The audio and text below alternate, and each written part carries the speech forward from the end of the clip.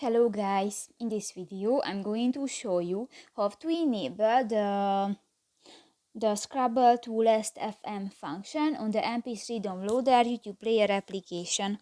But first of all, I just want to mention, please don't forget to subscribe to our channel, because at 100,000 subscribers we are going to show you our YouTube revenue statistics and growth strategy, how to make money online.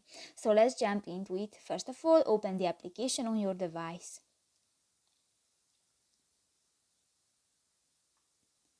Let's This is an play app. dressed. Find a fashion challenge. Skip that.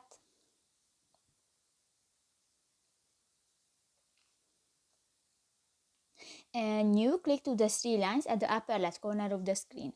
Go to the settings icon, and in the advanced features section you can find the scrubble to last FM option, and if you want to turn on this function, just click to the next square icon and done.